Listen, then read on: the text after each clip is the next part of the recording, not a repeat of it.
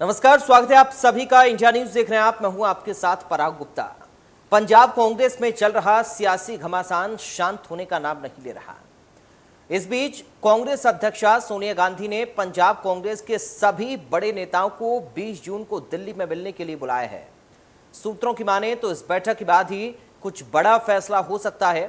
बैठक में कैप्टन अमरिंदर सिंह भी शामिल हो सकते हैं।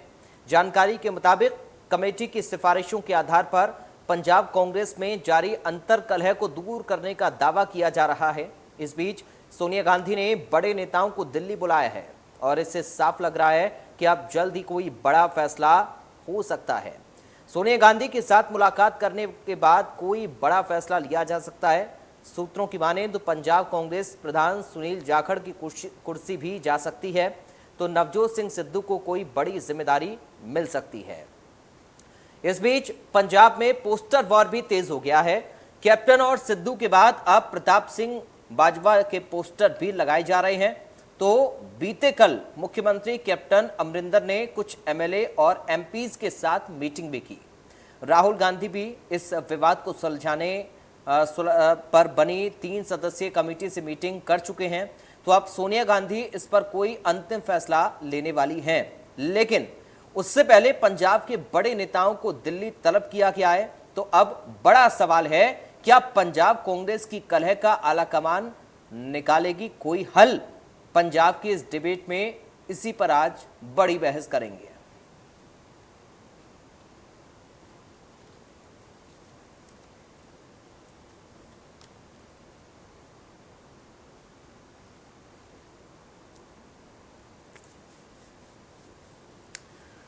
तो सवालों पर एक नजर डालते हैं, उसके बाद चर्चा की शुरुआत करेंगे अपने खास मेहमानों के साथ। सवाल नंबर 1, क्या आलाकमान के अंतिम फैसले से निकलेगा पंजाब कांग्रेस की कलह का हल?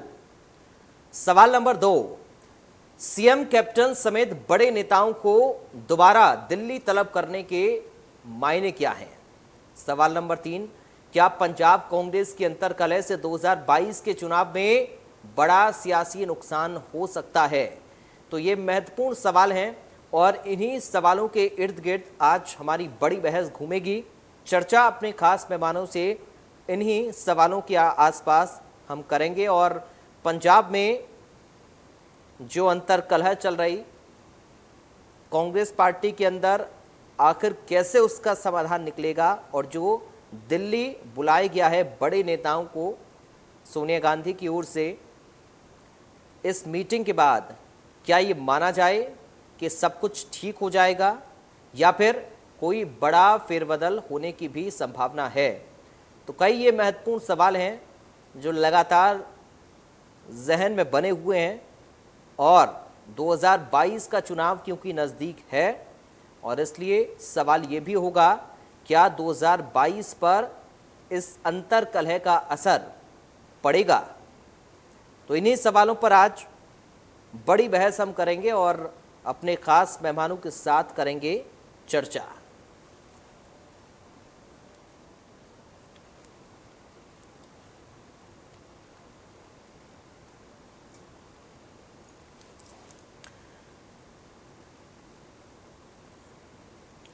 तो क्या आलाकमान के अंतिम फैसले से पंजाब कांग्रेस की कलह का हल निकल जाएगा?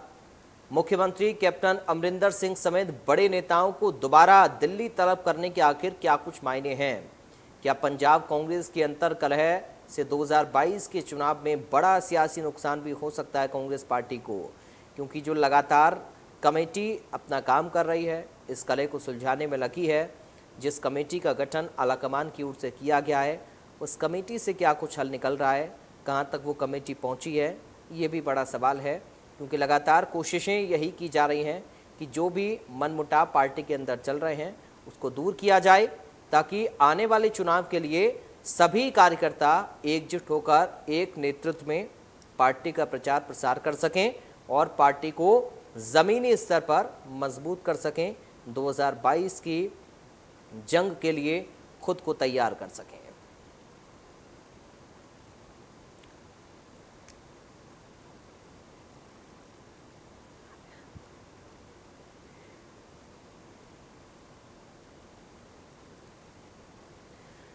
तो लगातार ये मसला बना हुआ है पंजाब में कांग्रेस की अंतर्कलह का। आखिर क्यों पंजाब कांग्रेस में अंतर्कलह है, कैसे इसका समाधान होगा? क्योंकि इससे पहले भी नवजोत सिंह सिद्धू के सुर बदलते हुए नजर आए थे और उसके बाद अब कुछ और नेताओं ने भी मोर्चा खोला, तो जाहिर तौर पर आलाकमान को भी इसमें हस्तक्षेप करना पड़ा और 3 सदस्यीय कमेटी भी गठित कर दी गई सीनियर नेताओं की। और अब दिल्ली बुलाया गया है पंजाब कांग्रेस के बड़े नेताओं को। सोनिया गांधी मीटिंग इन नेताओं के साथ करने वाली हैं। सवाल यही है कि आखिर क्या कुछ मायने इस मीटिंग के रहेंगे और क्या इस मुलाकात के बाद ये समस्या जड़ से खत्म हो जाएगी? ये बड़ा सवाल और चर्चा आज इसी मुद्दे पर, पंजाब कांग्रेस की अंतर्कलह आखिर कब तक।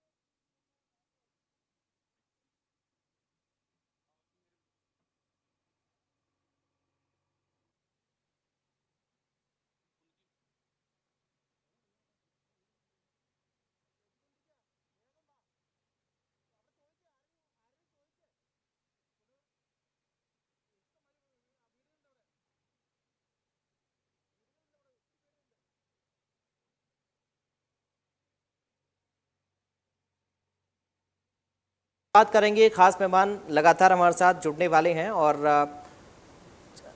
हमारे साथ 2 खास मेहमान जुड़ गए हैं। सीधा आपका परिचय करा दूं, हमारे साथ मेजर मल्होत्रा हैं जो आम आदमी पार्टी से हैं।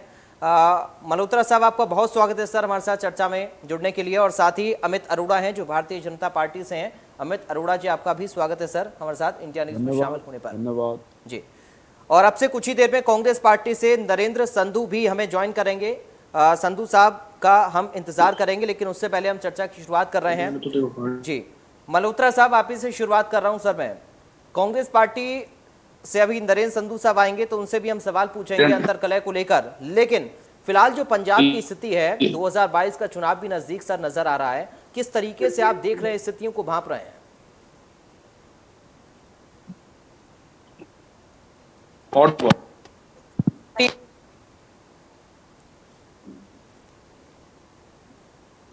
मल्होत्रा जी, आप सुन पा रहे हैं सर मुझे?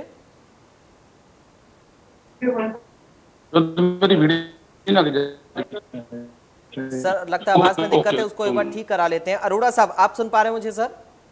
हाँ जी, हाँ जी। जी अरोड़ा साहब, वही सवाल मेरा आपसे भी है सर, किस तरीके से स्थितियों को आप देख रहे हैं? क्योंकि कांग्रेस पार्टी में जो भी चल रहा है वो तो हम सब देख ही रहे हैं, उसको सुलझाने का प्रयास लगातार आलाकमान भी कर रहा है, मगर संभावनाएं क्या कुछ आपके लिए हैं पंजाब में?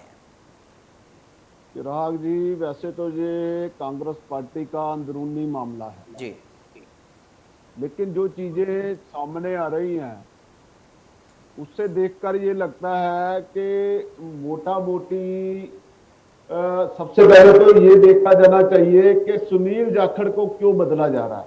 हाँ।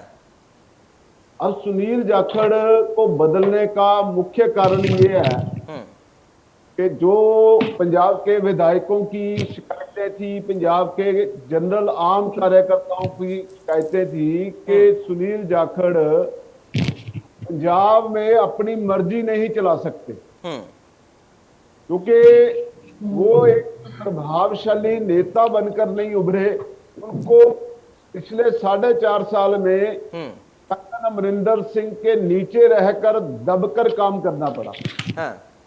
उसका मुख्य नतीजा क्या निकला कि आज पंजाब के जो काम करने वाले कांग्रेसी हैं वो दुखी हैं, क्योंकि उनको आज मोटा मोटी ये समझा जाए कि कांग्रेस का जो संगठन है वो इतना वीक हो चुका है कि कोई भी कार्यकर्ता निचले स्तर पर काम नहीं कर रहा, क्योंकि इनकम्प्लीट है ऑर्गेनाइजेशन जो है कांग्रेस की, इनकम्प्लीट है, जो जाखड़ साहब पिछले 4.5 साल में कर नहीं पाए।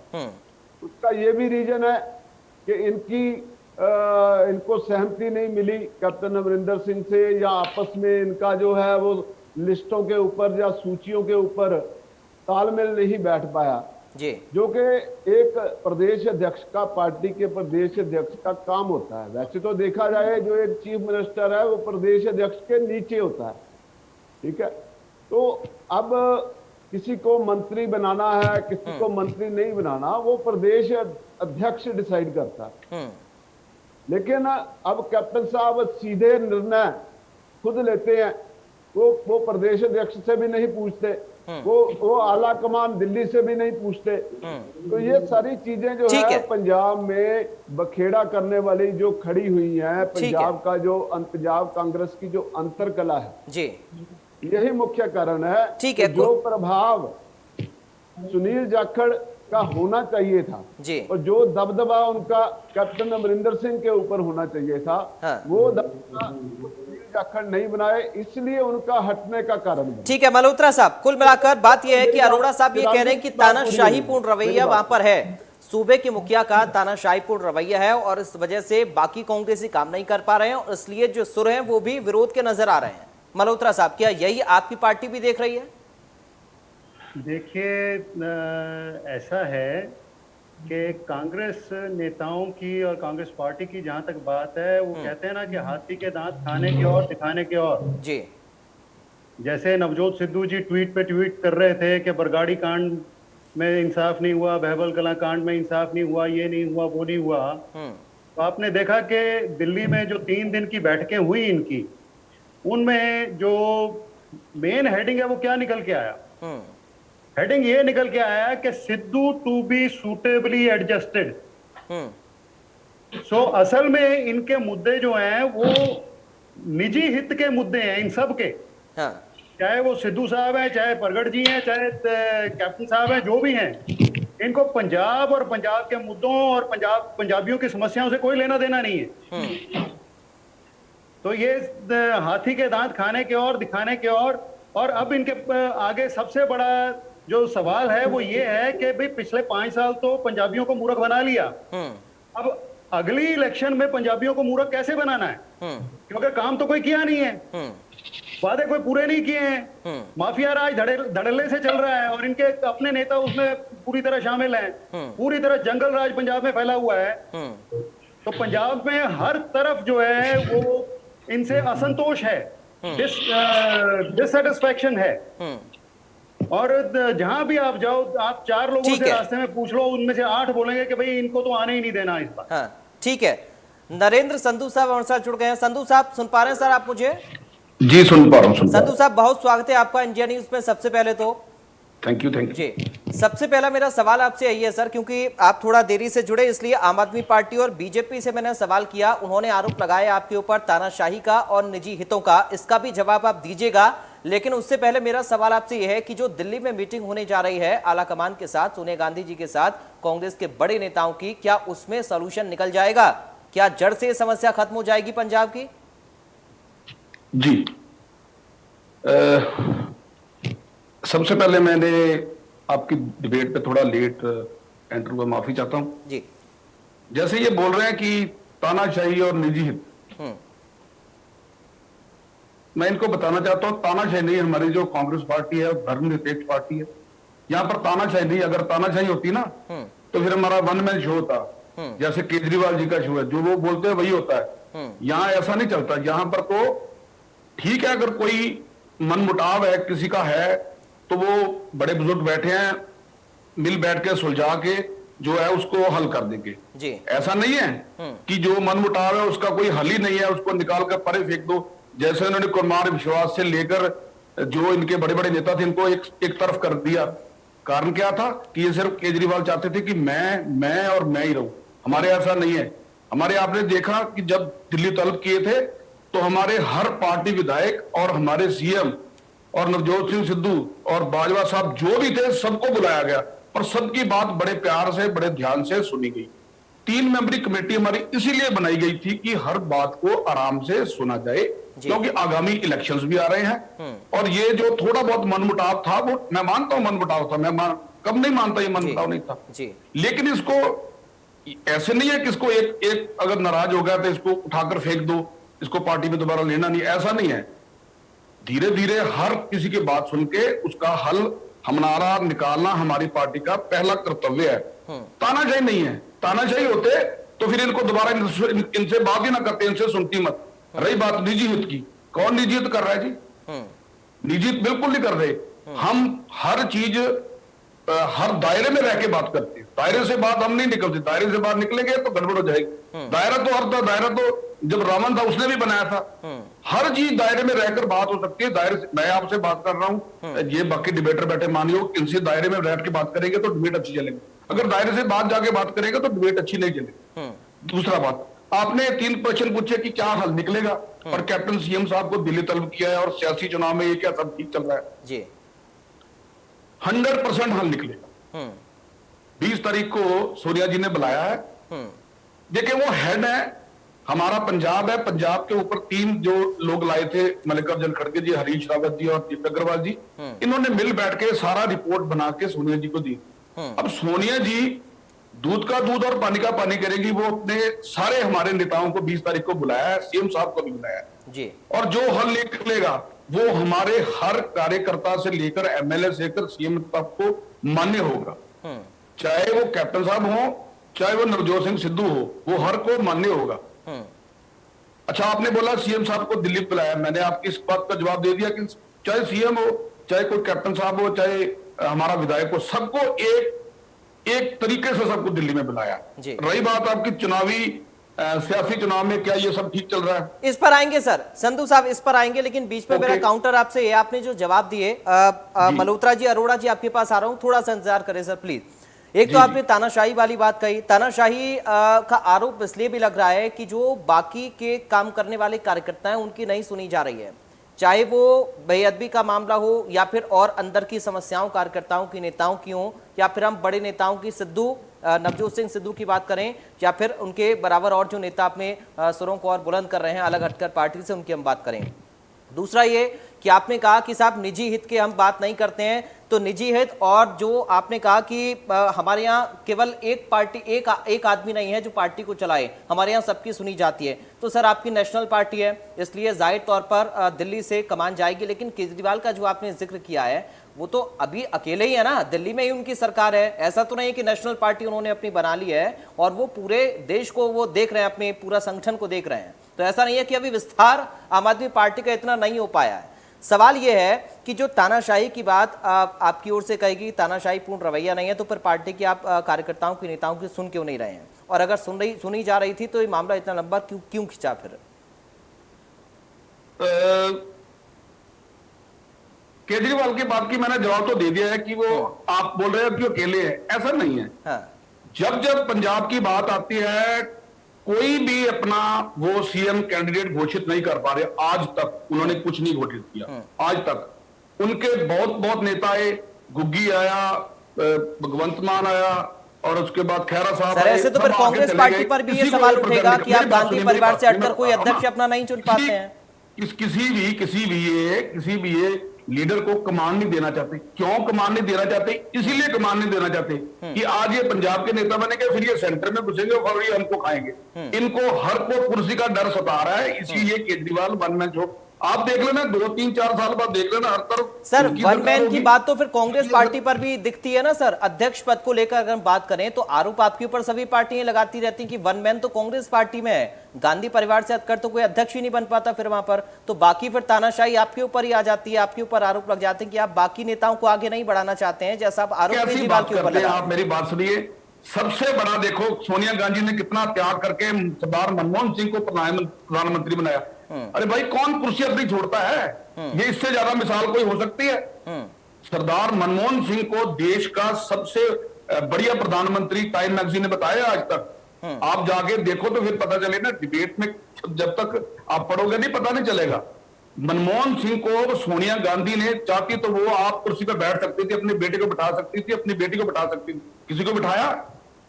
ये सर उस समय की परिस्थितियां और अब की परिस्थितियां बहुत अलग थी। संधू साहब इस बात को समझिए, संधू साहब इस बात को समझिए, आप जो बात कर रहे हैं परिस्थितियों में बहुत अंतर है अब की और तब की। खैर, ये हमारा डिबेट का टॉपिक नहीं है। टॉपिक हमारा ये है कि सुलह कैसे होगी। अब अरोड़ा साहब के पास मैं जाना चाहूंगा, क्योंकि सवाल शुरुआत से वो लगातार उठा रहे हैं। अरोड़ा साहब, आपका जवाब मिला संधू साहब से, जो आपने आरोप लगाया और जो आपने सवाल उठाया, क्या उसका जवाब जो मिला है उससे आप संतुष्ट हैं? राजदीप, संधू साहब का तो मुझे समझ नहीं आ रहा कि ये कहां से बातें लेके आ रहे हैं। अरे भैया, मनमोहन सिंह जी को कम असरदार सरदार किसने कहा था? मैं आप ही के नेता की बात याद करा रहा हूं। नवजोत सिंह सिद्धू ने कहा था भैया ये मनमोहन सिंह कम असरदार सरदार हैं, और वो आजकल वो आपके प्रमुख नेता बने हुए हैं कांग्रेस के। दूसरी बात मैं संधू साहब को याद कराना चाहता हूं, ये सोनिया गांधी की बात करते हैं। अरे भैया, हाईकमान की मान कौन रहा है? उन्होंने 3 मेंबरी समिति बनाई, 3 मेंबरी समिति ने और राहुल गांधी ने और सोनिया गांधी ने यह स्पष्ट कहा पंजाब के नेताओं को कि मीडिया में नहीं जाना और एक दूसरे के खिलाफ बयानबाजी नहीं करनी। अरे भैया, यहां तो पोस्टर वार छिड़ा हुआ है, आप बयानबाजी की बात करते हो। अब नवजोत सिद्धू जी पोस्टर लगा रहे हैं, उसमें कैप्टन अमरिंदर सिंह की फोटो नहीं है। कैप्टन अमरिंदर सिंह के फोटो लग रहे हैं नवजोत सिद्धू की कॉन्स्टिट्यूएंसी में, उसमें नवजोत सिद्धू की फोटो नहीं है। भैया, हाईकमान का कहना कौन मानता है?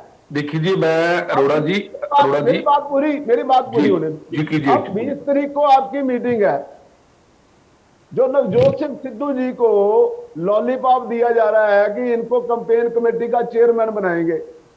अब नवजोत सिंह सिद्धू ने तो पहले ही बयान दे दिया मीडिया में कि मैं कैप्टन के नीचे काम नहीं करूंगा। तो ये स्टेजों पर प्रचार कैसे करेंगे भैया? नवजोत सिंह सिद्धू क्या स्टेजों पर कैंपेन कमेटी के चेयरमैन के तौर पर क्या बोलेंगे कि कैप्टन को सीएम बनाओ? पब्लिक को बोलेंगे, जनता को? ठीक है, कहने का ये मतलब है कि आपके जो मनीष तिवारी हैं वो भी राष्ट्रीय स्तर के नेता हैं, नवजोत सिंह सिद्धू जो है वो भी राष्ट्रीय स्तर के नेता हैं। भैया, सोनिया गांधी को पंजाब का अध्यक्ष बनाओ और नवजोत सिंह सिद्धू और मनीष तिवारी को राष्ट्रीय अध्यक्ष बनाओ, फिर आपका ये मामला टलेगा और मामले का हल होगा। अरोड़ा जी, पहली बात मैं ये कहना चाहता हूँ, आप बड़े बुजुर्ग हैं, सियाने हैं, मेरे से बड़े हैं। आप अपनी पार्टी को देखो, हमारी पार्टी का कौन प्रधान बनेगा, कौन अध्यक्ष बनेगा, ये बात छोड़ दो। आपकी जो आपने मेरे प्रभु जी मेरे लेट ज्वाइन किया मैंने ऐसे सर, एक एक करके प्लीज। अरोड़ा साहब, अब जवाब सुन लीजिए सर। अरोड़ा साहब, जवाब सुन लीजिए प्लीज प्लीज। नहीं अरोड़ा साहब, नहीं, आप दखल देना बनता नहीं। आप अपनी अंतर्कला देखो जी। आपके जो जोशी साहब बयान दे रहे हैं ना, जो हरजीत ग्रेवाल जो गठन चल रहा है, हमको छोड़ दो।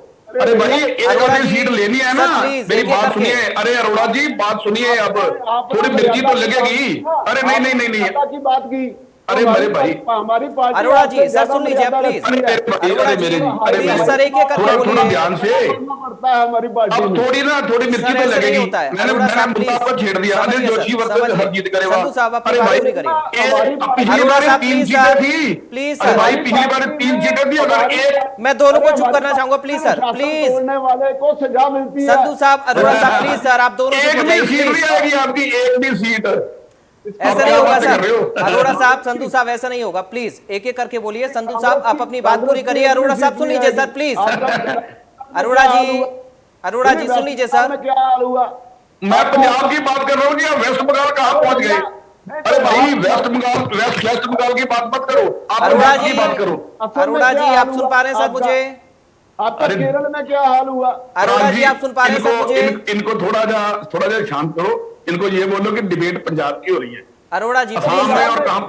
अरे पंजाब में भी सर, मुझे आपका ऑडियो डाउन करना पड़ेगा। सर, मुझे आपका ऑडियो डाउन करवाना पड़ेगा प्लीज। आपकी आवाज नहीं जा रही है। आप सर सुन लीजिए, अब आप जवाब सुन लीजिए, उसके बाद एक एक करके बोलिए प्लीज। संधू साहब, अपनी बात पूरी करिए, उसके बाद मल्होत्रा जी आपके पास आ रहा हूं। ये पोस्टर वार की बात कर रहे हैं ना। देखिए जी, पोस्टर वार जो है, कोई नेता नहीं लगाता पोस्टर। जो नेता के नीचे लोग होते हैं ना, जो जिनमें थोड़ा जोश हो जाए, वो अपने लोकल पार्टी के जो लीडर हैं उनके प्रति वफादार होते हैं, अपनी वफादारी दिखाने के लिए पोस्टर लाते हैं। हालांकि मैं मानता हूं ये ठीक नहीं है। देखो, कैप्टन एक ही है, कैप्टन अमरिंदर सिंह, उसके पोस्टर लग रहा है, उसकी कोई प्रॉब्लम नहीं होनी चाहिए। सीएम साहब है, कोई भी हमारा पोस्टर लगाएगा। पिछली बार अमृतसर के मेयर ने पोस्टर लगाए, शहर का मेयर है, अमृतसर का मेयर है कांग्रेस का, तो कांग्रेस के सीएम की पोस्टर लगा दी, तो क्या उसमें क्या प्रॉब्लम आ गई? कोई प्रॉब्लम थोड़ी है, कोई प्रॉब्लम नहीं है। मनीष तिवारी की अपने बात की प्रवक्ता है, ये है वो। अरे भाई जी, आप अपनी पार्टी का ध्यान करो, बहुत बुरा हाल होने वाला है। लोग आपको घरों में घुसने नहीं दे रहे, लोग आपको चौराहों में नहीं जाने दे रहे, लोग आपको शोक सभा में नहीं जाने दे रहे। हमारी को छोड़ो, ठीक है, मैं मानता हूं थोड़ी बहुत हमारी प्रॉब्लम है, ठीक हो जाएगी 20 तारीख के बाद, 20 तारीख होगी, 22 को हो जाएगी। आप अपना ध्यान करो भाई जी, हमको छोड़ दो। हमको क्या नसीहत दे रहोगे? आपसे पूछकर थोड़ी हमने कोई प्रधान बनाना है या हमने कोई डिस्ट्रिक्ट प्रेसिडेंट बनाना है। ऑलरेडी हमारी डिस्ट्रिक्ट बन चुकी है, 20-22 को हमारी सब कुछ क्लियर हो जाएगा। इलेक्शन आने दो। आप बोलते हो ना, मैं दावे के साथ कह सकता हूं, आप मेरी रिकॉर्डिंग कर लीजिए, पिछले बार की आई थी, एक भी सीट नहीं आएगी आपकी। किस मुंह से आप वो लोगों से वोट लेने जाओगे? किस मुंह से आप वोट लेने जाओगे? ठीक है, ये बड़ी बात संधू साहब कर रहे हैं। चिंता छोड़ो। ठीक है, अरोड़ा साहब आऊंगा। मल्होत्रा जी का एक कमेंट ले लेते हैं। मल्होत्रा जी, संधू साहब ने जितनी बातें कही हैं, क्या आप सहमत हैं उन बातों से? देखिए, सबसे पहली बात हो रही है तानाशाही की। ये कोई किसी को बताने की जरूरत नहीं है कि कांग्रेस में सेंटर में परिवारवाद चल रहा है, सोनिया गांधी एंड फैमिली चल रही है जी। कोई इलेक्शन नहीं, कोई कुछ नहीं, कोई कंसल्टेशन नहीं, बस जो आंखें बंद करके गांधी परिवार के बंदे को बैठा दो, ठीक है। और पंजाब में राजाशाही चल रही है, यहाँ पे भी किसी से कोई कंसल्टेशन नहीं है, कोई इलेक्शन नहीं है, कैप्टन साहब को बिठा दो। और कैप्टन साहब ऐसे का काम करने का तरीका ऐसा है कि किसी को मिलता ही नहीं है, अपने एमएलए को नहीं मिलते हैं। और ऐसी तानाशाही कि अगर प्रगट सिंह ने मुंह खोला तो उसको धमकी दे दी गई कि तेरे पे विजिलेंस की रेड करा देंगे। ये लोकतंत्र है, ये एक सभ्य समाज है, ये एक जिम्मेवार सरकार है। और दूसरी बात मैं पूछता हूं कि जिन मुद्दों को लेकर ये अंतः कला शुरू हुई, बरगाड़ी कांड का इंसाफ, बहबलगला कांड का इंसाफ, वो कहां गए? वो दिल्ली में डिस्कस क्यों नहीं किए गए? जो पंजाब के वादे पूरे नहीं किए गए, वो दिल्ली में डिस्कस क्यों नहीं किए? तो जी को सूटेबली एडजस्ट किया जाए। यानी कि मुख्य मुद्दा जो है इनके अपने सर्वाइवल का और अपने हितों का है। पंजाब से कोई लेना देना ही नहीं इनको, लोगों से कोई लेना देना ही नहीं इनको जी। पंजाब से लेना देना नहीं है। ठीक है, संधू साहब आ रहा हूं। संधू साहब, मेरा सवाल सुन लीजिए। अब संधू साहब, आखिर क्या हो रहा है कांग्रेस पार्टी में? ज्योतिरादित्य सिंधिया गए, जितिन प्रसाद गए, उधर राजस्थान नहीं संभल पा रहा है, इधर पंजाब में इस तरह की चीजें सामने आ रही हैं। और पंजाब में पहले भी इस तरह से हो चुका है। हरीश रावत को हमने देखा था, वो आए थे, बातचीत कैप्टन साहब के सिद्धू साहब के बीच में हुई थी, उसके बाद फिर से अब, और सिर्फ अब सिद्धू साहब नहीं और भी नेता बोल रहे हैं। आखिर क्यों आलाकमान संतुष्ट नहीं कर पा रहा है अलग अलग राज्यों में नेताओं को, या फिर दिक्कत कहां पर आ रही है? क्या ये इस बात की जंग है कि कुर्सी पर कौन बैठेगा, या फिर बराबरी किसकी बराबरी किससे होनी चाहिए? क्या ये तमाम सारी चीजें पार्टी के अंदर हावी हैं? नहीं, ऐसा नहीं है। देखिए, हर पार्टी में कुछ ना कुछ होता है। किसी की चाह होती भी है कुर्सी के लिए, मैं ये नहीं मानता, हर पार्टी में है। क्या अकाली दल में नहीं है, या क्या बीजेपी नहीं है, और क्या आम आदमी पार्टी में नहीं है? बोले हाथ खड़ा करके बोले नहीं है, सब में है। सब में एम्बिशन होती है। जब इलेक्शन आते हैं सब में थोड़ा रेस लगती है कि मैं ये पोर्टफोलियो लूंगा, मैं ये बनूंगा, मैं वो बनूंगा, होती है। लेकिन मैं फिर बोल रहा हूं, कैप्टन एक ही है। कैप्टन साहब जो फैसला करेंगे, जो हाईकमान फैसला करेगी, वो सबको मंजूर होगा। अगर किसी को मंजूर नहीं है तो वो अपना जहां मर्जी जा सकता है, आजाद है, लोकतंत्र है। लेकिन मर्यादा में रह के तानाशाही वाला कोई बात नहीं है। आप बोल रहे हैं, मैं आपको फिर बताना चाहता हूं, कांग्रेस जैसी तो पार्टी कोई नहीं है। इन्होंने ज्ञानी जैल सिंह को, कितने छोटे लेवल के आदमी को उठाकर कहां से बैठाकर राष्ट्रपति बनाया था, मनमोहन सिंह को प्रधानमंत्री बनाया था, चीफ ऑफ आर्मी स्टाफ भी बनाया था। क्या आप कहां बातें कर रहे हो केजरीवाल की? और ये बराबरी कर सकते हैं? हाँ। ये तो इनके पांचक भी नहीं है, पंजाबी बोलते हैं, इनके पांचक भी नहीं है। अभी तो नई पार्टी है, ये भी तो कुछ करोगे ना लोगों को। लेकिन संधू साहब, आपको नहीं लगता कि 2022 में इसका नुकसान हो सकता है? पानी की बूंद बूंद को तरस रहे हैं दिल्ली के लोग। संधू साहब, आपको नहीं लगता? जाके देखो जरा। संधू साहब, आप जो कह रहे हैं कि आलाकमान जो फैसला लेगा वही माने होगा, कैप्टन तो एक ही है, आप कह रहे हैं कि अगर कोई सहमत नहीं है तो बाहर जा सकता है, अपना रास्ता नाप सकता है, लेकिन क्या इसका नुकसान नहीं होगा? नहीं, रास्ता नापने वाला बात नहीं मैंने कही, ये रास्ता नहीं। देखिए, ऐसा है, एक मिनट, ऐसा है कि हर कोई एक दूसरे की विचारधारा से सहमत नहीं हो, चाहे कोई भी पार्टी हो। सच तो यही, अगर मैं तकड़ी तोड़ के इंसाफ दूंगा तो नहीं होता। लेकिन एक एक परिवार होता है 5 आदमी का, तो उसमें एक दूसरे की नहीं बनती। ये तो इतना बड़ा संगठन है, फिर भी संगठन को लेकर चलना, एक बहुत बड़े संगठन को लेकर चलना कोई खाला जी का बड़ा नहीं होता।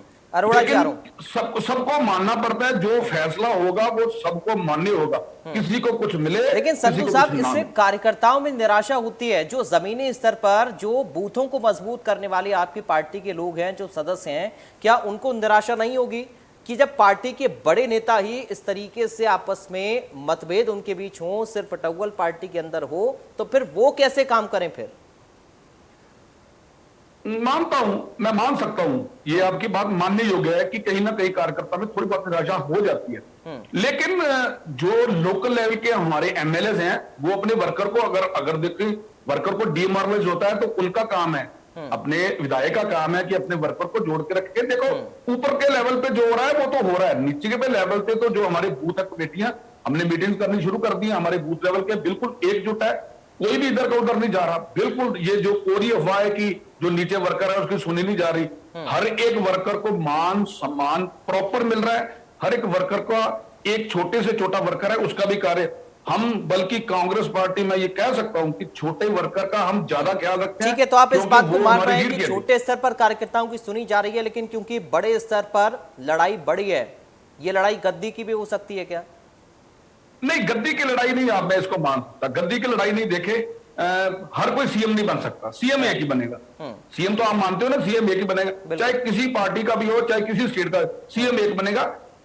सबसे बड़ी बात यह है कि अगर जो मुख्यमंत्री है, अगर सारे उसकी बात मानेंगे तो वो पार्टी अच्छी तरह से चलती है। अगर कोई नहीं मानता, उसको पहले बैठकर आराम से मान मनवल की जाती है, समझाया जाता है। बिल्कुल, जैसे घर में भी होता है, रिश्तेदारी में भी होता है, किसी शादी में भी हो जाता है। कोई नहीं मानता, फिर उसको मान मनवल करके बनाया जाता है। अगर वो फिर भी नहीं मानता तो फिर क्या कर सकते हैं? तो बाकी पार्टी थोड़ी खराब करनी है, आप सियाने हो। ठीक है, अरोड़ा साहब कुछ कहना चाह रहे हैं? ऐसा है पराग जी कि ये संधू साहब मुझे लगता है तीसरी दुनिया में रहते हैं ये।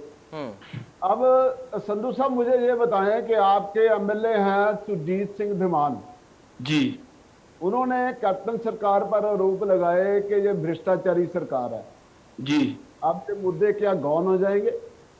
आपके सांसद शमशेर सिंह दूलो ने कहा कि कैप्टन 4.5 साल से एकांतवास में है, क्या ये मुद्दे गौन हो जाएंगे? अब एक्साइज, इतना बड़ा एक्साइज का घोटाला। अब देखो कि हरियाणा का जो पिछले साल का एक्साइज रेवेन्यू है वो 6800 करोड़ का है, जबकि हरियाणा की आबादी हमारे से कम, हरियाणा की सीटें हमारे से कम।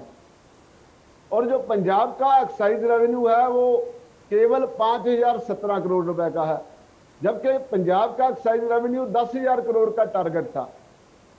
अब जो सीधा सीधा 5000 करोड़ का एक्साइज घोटाला, दलित वजीफा घोटाला, 130 दलित लोग जहरीली शराब पीकर तरन तारण में मर गए, उनको सरकारी नौकरी देने का वादा किया गया था, वादा नहीं किया। किसानों को आपने गुटखा साहब पर हाथ रखकर उनका कर्ज माफ करने के लिए कहा गया था। पिछले 4.5 सालों में 1200 के ऊपर किसान आत्महत्या कर चुके हैं। क्या ये मुद्दे गौन हो जाएंगे?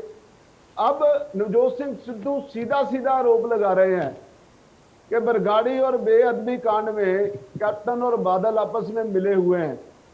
ये क्या मुद्दे गौन हो जाएंगे?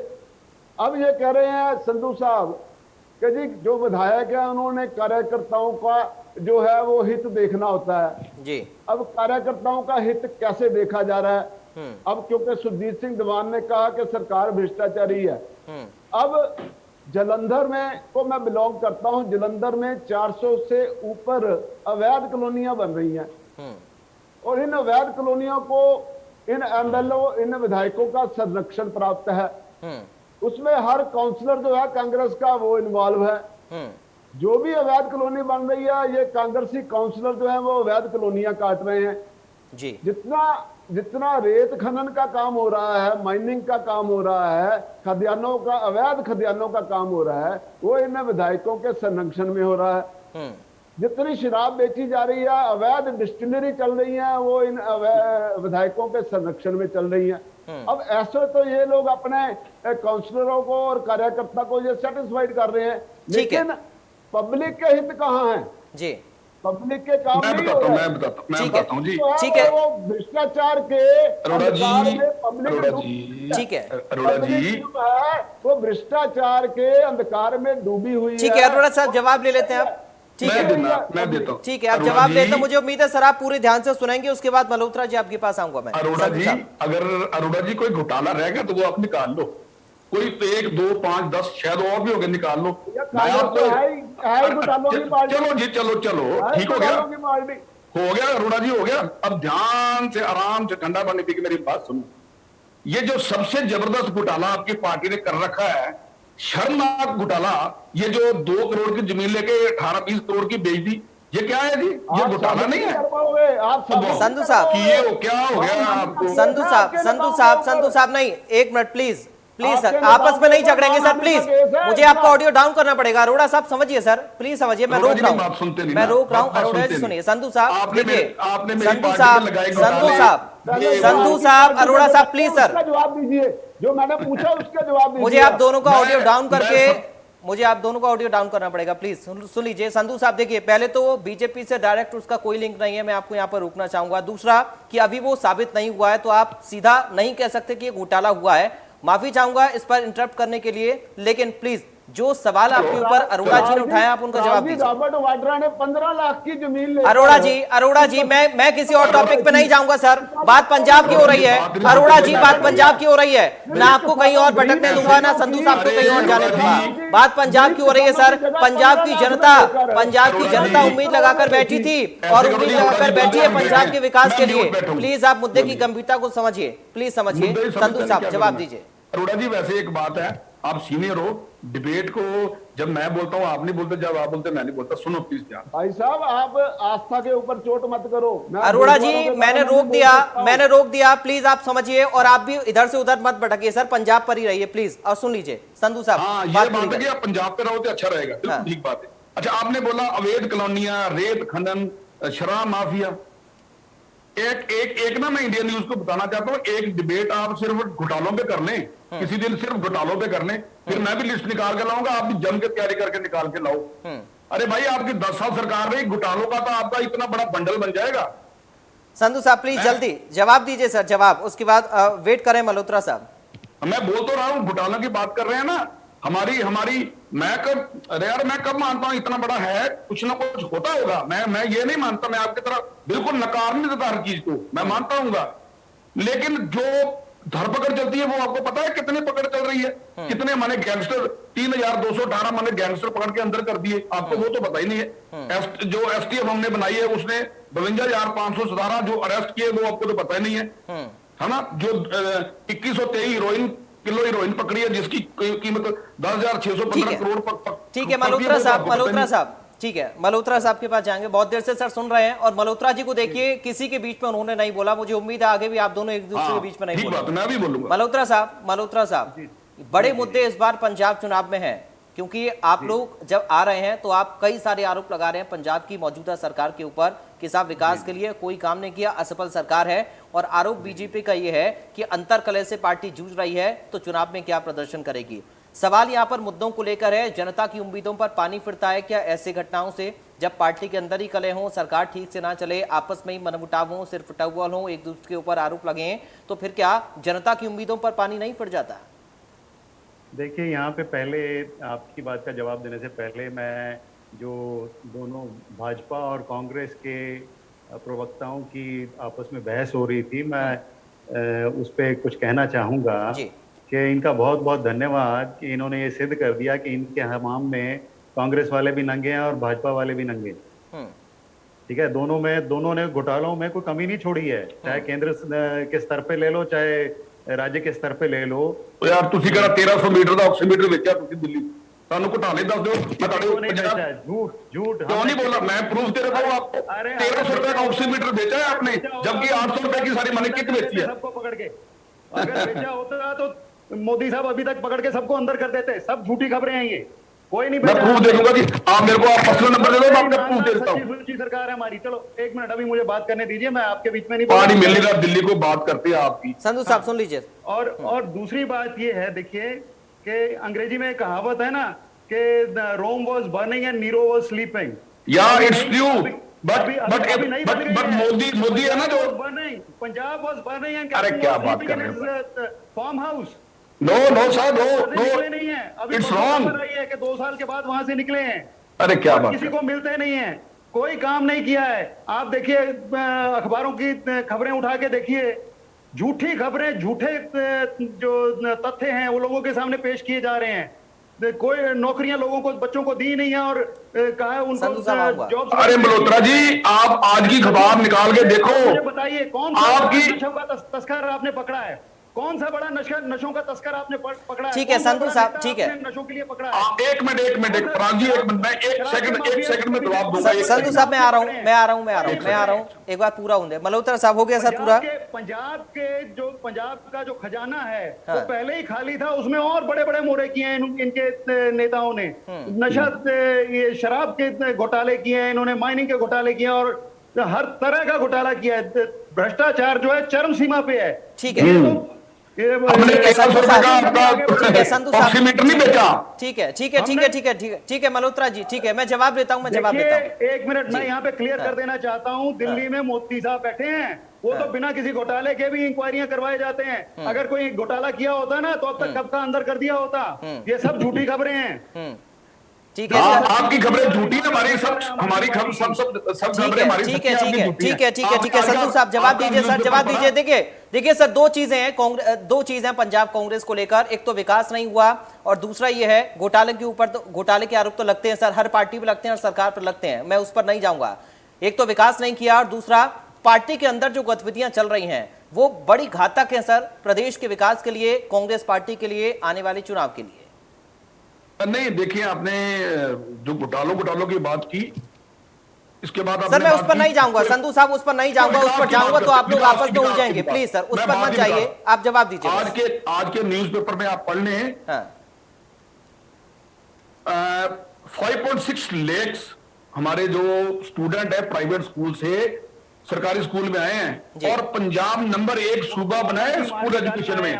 उनके माँ बाप प्राइवेट स्कूलों का खर्चा नहीं उठा सकते। जी गल सुनिया करो, सुनदा मादा ते रखो, सुनदा मादा ते रखो ना, फिर सुनदा मादा रखा करो। मैं तो डिबेट नहीं बोलता। सुनो, सबसे ज्यादा पंजाब स्कूल एजुकेशन बोर्ड जो है, सबसे ज्यादा इंडिया में A++ उसको नंबर मिले। अब जाके आप आज के खबर देख लो, पिछला छोड़ दो है। 1.5 साल से स्कूल बंद पड़े हैं, ये कौन सा सर्वे हो गया भाई? 1.5 साल भाई। मल्होत्रा साहब सुन लीजिए सर, समय भी कम है, प्लीज। अरोड़ा जी इंतजार कर रहे हैं, प्लीज सुन लीजिए। मल्होत्रा साहब सुन लीजिए, संधू साहब बात पूरी करिए।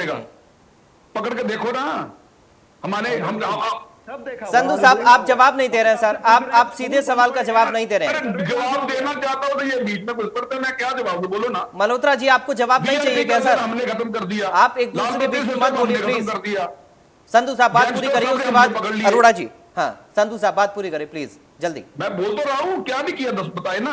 नशे के तस्कर पकड़ के हमने अंदर दिए 3118 तक। ठीक है, यानी आप ये कह रहे हैं कि पार्टी ने खूब विकास किया है, पार्टी के अंदर कोई भी मनमुटाव नहीं है, सारी चीजें ठीक चल रही हैं, आपका कहने का मतलब यही है? मनमुटाव थोड़ा बहुत है, ये तो सर कब खत्म होगा वो, कब तक चलेगा, कब खत्म होगा, कब तक चलेगा? और जो कमेटी लगातार बैठकें कर रही है, जरा उसके बारे में बताइए सर, आखिर क्या उसका नतीजा है, क्या कमेटी को मिला है? बातचीत में विधायकों से, नेताओं से क्या कुछ बातचीत हो रही है?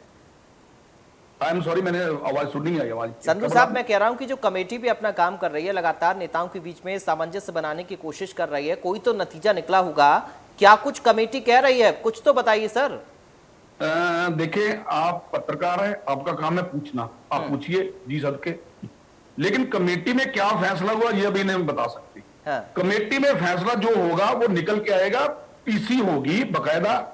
जब पीसी होगी हर एक चीज बताई जाएगी, क्लियरली बताई जाएगी। अब नहीं बताते क्योंकि अब कोई बात बताएंगे तो इश्यू बन जाता है, इसलिए अब नहीं, हाईकमान के पास फैसला है, जो भी उनका फैसला। हाँ एक बात मैं आपसे माध्यम से कहना चाहता हूँ कि जो भी हमारा फैसला होगा वो हमारे हर एक विधायक को, हर एक हर एक पार्टी प्रधान को मानना चाहिए, मानना पड़ेगा। जी अरोड़ा जी आ रहा हूं, लेकिन संधू साहब बहुत छोटा सवाल है मेरा। कुछ दिन पहले भी रावत साहब को सुन रहा था, हरीश रावत जी को, वो कह रहे थे सब कुछ ठीक है, कोई दिक्कत नहीं है। तो फिर दिक्कत नहीं है तो दिल्ली क्यों बुलाया फिर? देखो वो बड़े नेता है, वो ऐसा कह सकते हैं कि दिक्कत नहीं है, मैं भी ये कह रहा हूं दिक्कत नहीं है। मैं फिर बोल रहा हूं आपका जो है, इसके आप जब क्वेश्चन पूछते हैं तो इसमें आप गलत शब्द इस्तेमाल करते हैं। मैं मन मुटाव बोलता हूं, मन मुटाव है। हाँ। अंतर कले क्लेश की कोई बात नहीं है, अंतर कले क्लेश की कोई बात नहीं है।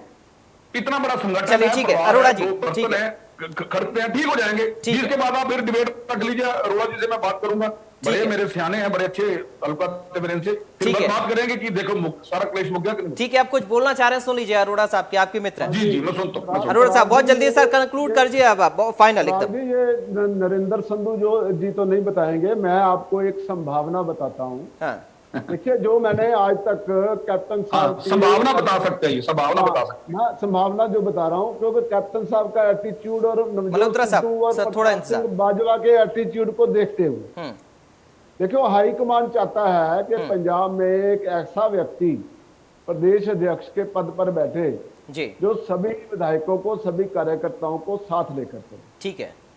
खास करके जो बागी विधायक हैं, जो बागी कार्यकर्ता हैं, जो कैप्टन साहब के खिलाफ, उनको साथ लेके चले। ठीक है। लेकिन कैप्टन साहब भी हाईकमान से ऊपर मानते हैं अपने आप को। वो क्या ठीक है। चाहते हैं? वो चाहते हैं कि ऐसा प्रदेश अध्यक्ष बने हाँ। जो अंगूठा छाप हो, जो उनको आंखें ना दिखा सके। हाईकमान चाहता है कि ऐसा प्रदेश अध्यक्ष बनाया जाए जो कैप्टन साहब का कान पकड़ कर भी जो कोई काम उल्टा सीधा है, ठीक है उसको सर। सीधा करवाया जा सके। ठीक है एक हाईकमान की चेष्टा है जी। लेकिन पंजाब में इनके पास बड़े लीडर हैं। हाँ। नवजोत सिंह सिद्धू भी हाईकमान की बात नहीं मानता। हाँ। कैप्टन अमरिंदर सिंह भी हाईकमान की बात नहीं मानता। वही मैंने बोला अरोड़ा साहब, वही मैंने बोला कि सब अपने आप को बड़ा समझते हैं, तो कौन किसकी मानेगा? सब एक दूसरे की बराबरी पर है। मनवाने वाले लीडर ठीक है, हैं। बहुत जल्दी से इनको मल्होत्रा साहब, हाईकमान फाइनल की कमेंट चिंता आपका। नहीं है, ठीक है। पंजाब के लोगों की कोई चिंता नहीं है। ठीक है सर। अब संधू जी ऑक्सीमीटर की बात तो कर रहे हैं। ठीक है। 1300 रुपए में बेचा अरोड़ा साहब, समय कम है केजरीवाल सर, ने। प्लीज अरे प्लीज सर, कोरोना- समझिए। कोरोना फतेह मल्होत्रा जो साहब है, बहुत जल्दी फाइनल कमेंट आपका, बहुत जल्दी। 1300 रुपए में खरीदी। ठीक है अमित अरोड़ा जी, समय कम है सर, प्लीज समझिए। मल्होत्रा साहब बहुत जल्दी फाइनल, बहुत जल्दी। हाँ जी पराग जी, मैं तो सिर्फ ये जानना चाहता हूं कि जिन मूलभूत कारणों के साथ पंजाब की अंतः कला हुई, जिनके कारण दिल्ली की ये मीटिंगें चल रही हैं, बरगाड़ी कांड, बहबल कला कांड, और जो वादे करके इन्होंने पूरे नहीं किए जी, उनके मूलभूत मुद्दे तो वो थे, बेसिक इश्यूज तो वो थे। हाँ। तो उसके ऊपर जो इनकी हाई कमांड है वो क्या फैसला ले रही है?